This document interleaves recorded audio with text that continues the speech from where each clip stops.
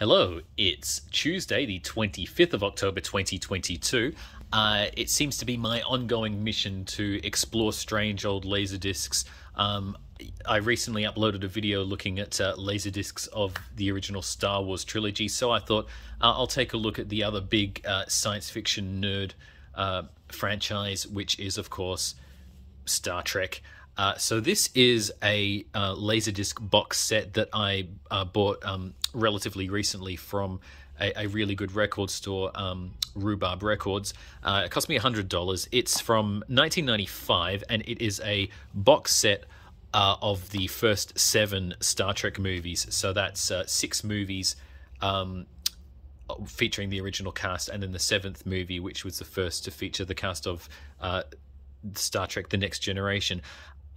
So a disclaimer before I start. I mean, do I consider myself a Trekkie, a Trekker? Difficult to say. There are so many permutations of Star Trek, and I'm not a fan of all of them. I'm sort of very selective. I'm all in on certain iterations of Star Trek, like the original series, the movies featuring the cast of the original series, and television's Star Trek: The Next Generation. Beyond that, I sort of range from being casually interested to being not very interested at all. But yeah, so just get that out of the way. First, we have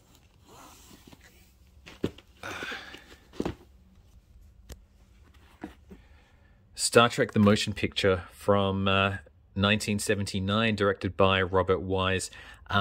So in the middle of the sleeve, we can sort of see it's a cropped version of the original 1979 poster, which was done by Bob Peak. He's an artist I have mentioned before. He's probably my favorite film artist, Bob Peak. He did a lot of the James Bond movie posters. He did John Borman's Excalibur. He did Apocalypse Now. He did the poster for the first Superman movie, and he did most of the posters for most of the movies we're going to be looking at here. So yeah. Bit of a Bob Peak fest. The movie itself, have a look at the back. Yeah, I'm a big fan of Star Trek: The Motion Picture. It's a little bit contentious. I mean, I can sort of see the problems people have with this movie. It's a movie that I sort of freely acknowledge there's a lot of stuff in it that is sort of doesn't really work, but I still love it. I still love it regardless. I know that Pauline Kael referred to it as the movie as like a middle-aged dentist convention in outer space, which is, that's a cute turn of phrase, and it's not entirely inaccurate, but I still like this movie. It's got it has a sort of a strange like sort of 2001 A Space Odyssey sort of inspired like tone poem, steely gray, kind of humorless feel to it, and it tries to sort of go for the whole mysticism and grandeur of being in space and all that sort of stuff, but it's not entirely simpatico with the more colorful I guess campy tone of the original TV series, but it's still good. I feel. So the original television series lasted 3 seasons in the mid to late 1960s, went into syndication, became a big cult hit, and then in 1977, when Star Wars was a success, Paramount thought, well, it was time to revive Star Trek, which they were going to do as a television series. And then I think once Steven Spielberg's Close Encounters of the Third Kind was released, and that was a big hit as well, Paramount sort of thought that movies is where it's at in terms of science fiction properties. So they retooled what would have been the television series Star Trek Phase 2 into Star Trek: The Motion Picture. So yeah, I mean, yeah, I still really like this movie. This is the theatrical cut, of course. There is a later director's version, a director's edition that Robert Wise supervised, which is a much better movie. Yeah, and this boasts a really fantastic Jerry Goldsmith score, and that's one of the high points of this movie, I feel.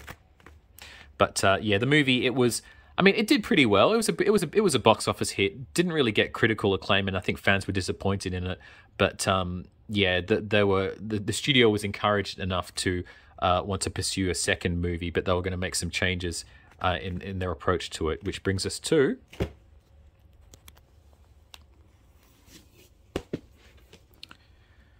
Star Trek II: The Wrath of Khan from 1982. Again, Bob Peak artwork. Yeah, a lot of this is generally regarded as the best of all the Star Trek films. I agree. I love Star Trek II: The Wrath of Khan. It's a movie I've seen many, many times. I have seen it on the big screen a couple of times. I saw it very recently for the 40th anniversary. Yeah, so directed by Nicholas Meyer, who also scripted it, sans credit. Yeah, and with a really, really great performance by Ricardo Montalban as Khan, who's an evil but oddly sympathetic, sort of romantic kind of movie villain. Yeah, I mean, this is a movie that's got the SETI Alpha 5 eels getting shoved into people's ear canals. It's got it establishes the Genesis device, which kind of, I mean, this is really the first installment of a loose trilogy, Star Trek 2, 3, and 4, where they all sort of lead directly into each other. And Star Trek 2 sort of introduces certain aspects like the Genesis device, the death of Spock. Then Star Trek 3 kind of builds on that and sort of brings everything to the situation to its worst possible point. And then Star Trek 4 kind of resolves everything. But let's have a look.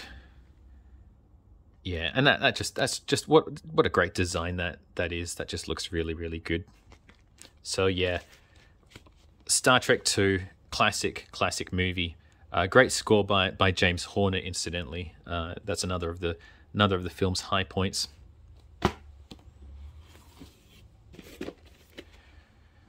Star Trek 3: The Search for Spock, directed by Leonard Nimoy, written and produced by Harve Bennett.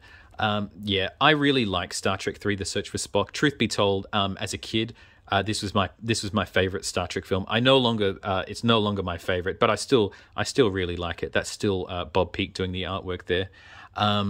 Yeah, I feel a bit sorry for Star Trek 3 because I think its reputation has been like retroactively downgraded. I think at the time it was generally pretty well regarded. But I think when the odd numbered Star Trek films, subsequently Star Trek's 5 and 7 sort of were perceived to be not very good, and Star Trek 1 sort of had a mixed reputation to begin with.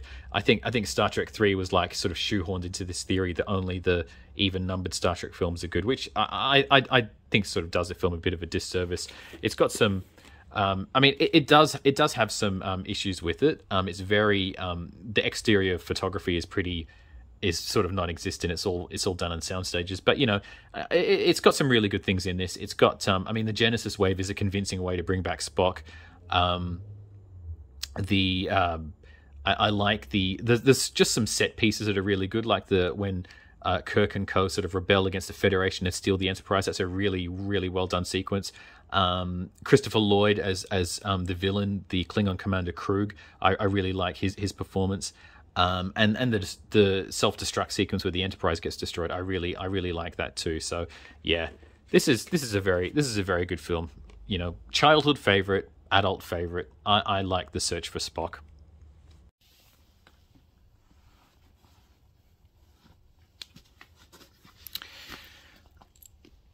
Star Trek IV: The Voyage Home. That's not Bob Peak. Bob Peak did do a poster for Star Trek IV, but that's not it. I confess I don't actually know who's responsible for this particular poster. But anyway, Star Trek IV, again directed by Leonard Nimoy, who co-wrote it with Nicholas Meyer and Harve Bennett.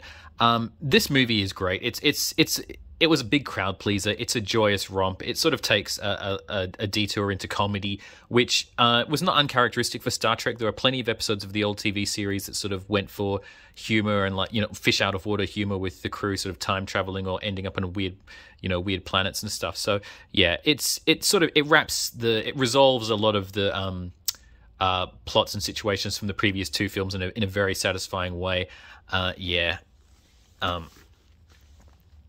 Yeah, so this is basically, Star Trek IV, the one with the whales, where the crew time travel back to 1986 San Francisco.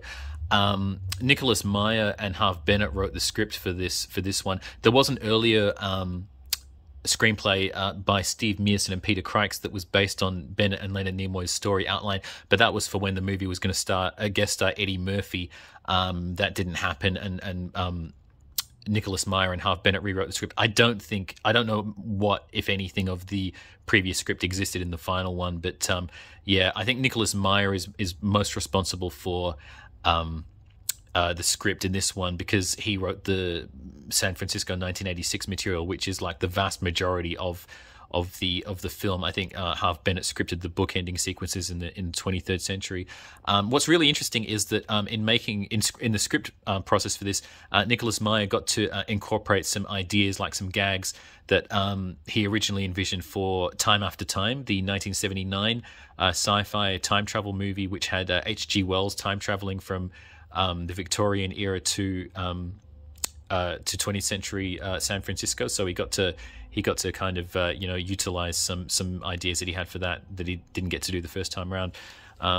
Yep. So this was I think this was the biggest of all the I think up until the recent reboot series of movies. I think Star Trek 4 was the highest grossing of them, or it was certainly the highest grossing of the 80s Star Trek movies. Yeah, it's got a score by Leonard Rosenman, which I'm not really a big fan of. I don't really like Leonard Rosenman's. He's kind of a derivative when it comes to composing, but yeah, it's okay. It's not that bad. Yeah, so.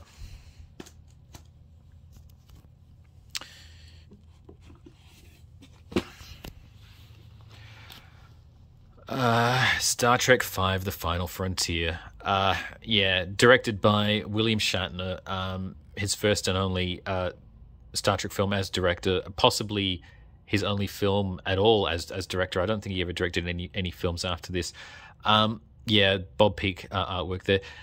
This is a bad movie. Of all the Star Trek movies featuring the original cast, this is the one that I revisit the least, because I really don't like it. And there's just so much of Shatner's ego in this movie, and I know that he's said over the years that the film was a lot more ambitious to begin with, and like because of budgetary reasons, they had to sort of scale back a lot of the plans for it.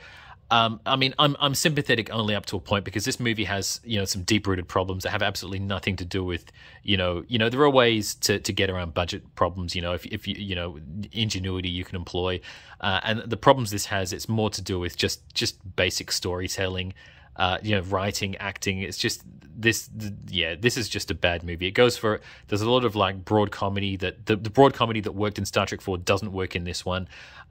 It's just got, I mean, all the stuff with the Enterprise getting hijacked, characters behaving really out of character, the whole crossing the Great Barrier and meeting an entity that claims to be God. Yeah, it's just not a good movie. Not a good movie at all. Yeah.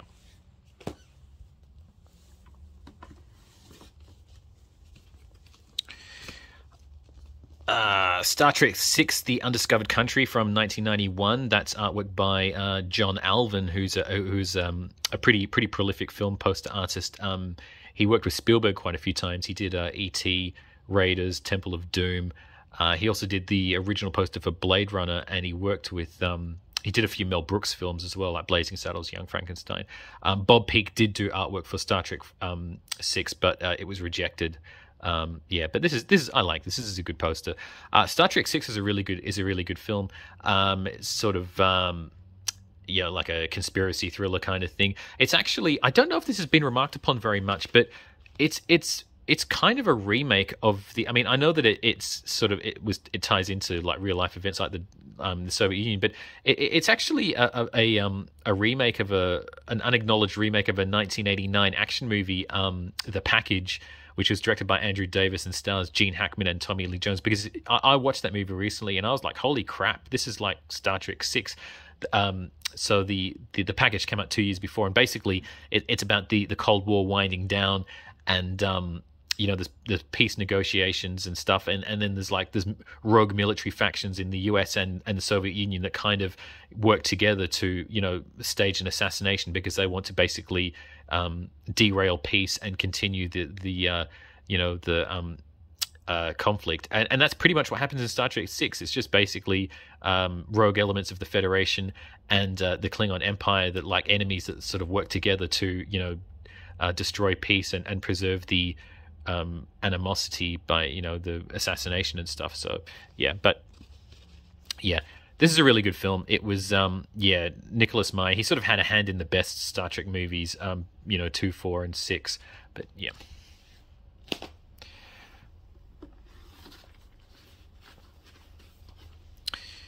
Star Trek Generations from 1994.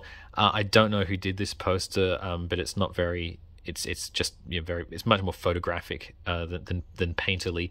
Yeah. So this was the first movie featuring the cast of Star Trek: The Next Generation, which had just concluded its seven seasons at the time. It bridges the old and new with you know, William Shatner comes back as Captain Kirk, and you know they didn't manage to get all the cast members. It's just like whichever ones, you know, elected to turn up. Yeah, this is not a good movie. Star Trek Generations. It's not a good send off for Kirk, and it's not a good first adventure for the Next Generation. It doesn't really do them justice. Because I'm a big fan of the Next Generation, but I don't really like any of the movies. There were 4 movies. There was Generations, First Contact, Insurrection, and Nemesis. I don't really like any of them. Even First Contact, which is fairly well liked, I have problems with. I just feel that with the Next Generation movies, only Picard and Data really have anything to do, and the rest of the cast are really just office furniture. But yeah, amazingly enough, I saw this movie twice. During its original theatrical run. It was actually the first Star Trek movie I saw on the big screen. Yeah, it's not a terrible movie. It's not Star Trek 5 levels of terrible. It's just mediocre. But anyway, really happy to get this box set. You know, it's just kind of a shame, I suppose, that LaserDisc as a viable home entertainment format, it just didn't really live long or prosper, did it?